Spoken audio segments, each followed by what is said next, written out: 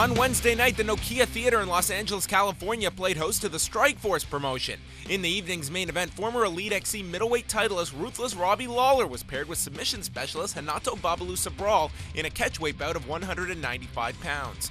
The winner of the contest was scheduled to get a crack at the middleweight or light heavyweight strap. Many thought it would be a classic striker versus grappler matchup, but Lawler exhibited picture-perfect takedown defense, stuffing the former Brazilian wrestling champion numerous times throughout the contest.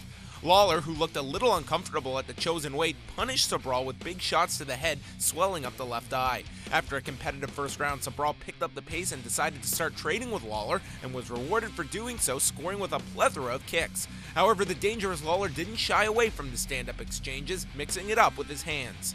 In the third frame, Babalu seemed to turn it up, outworking Lawler and using his movement and counter-striking perfectly.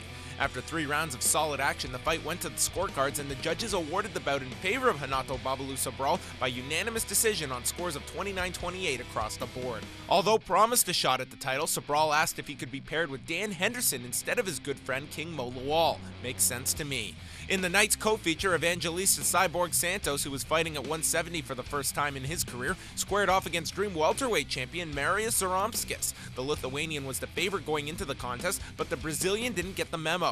After a short feeling out process, Cyborg landed a huge shot that sent the white mare to the canvas. The husband of Christian Santos made no mistake and followed it up, but the referee had seen enough. Evangelista Santos pulls out the upset TKO and sends a message to the welterweight division. In a middleweight battle, former Army Ranger Tim Kennedy faced South African slugger Trevor Prangley in an interesting matchup. Prangley, who is a decorated wrestler, was surprised as Kennedy pushed forward, landing a few takedowns before taking the back of the AKA pupil. The Green Beret made no mistake controlling back mount perfectly before securing a fight-ending rear naked choke that forced the 37-year-old to tap. Tim Kennedy looked simply thrilling, winning by submission over a very durable and battle-tested veteran who should be commended for taking the fight on short notice.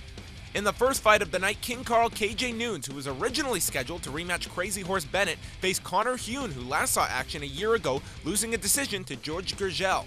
Heun gave it his all in this battle, moving forward, looking to put Nunes on his back. The former Elite XC lightweight champion showcased explosive movement and solid takedown defense before punishing Heun with strikes. Heun, not bothered by the hands of Nunes, continued to look for ways to win and was successful with strikes of his own.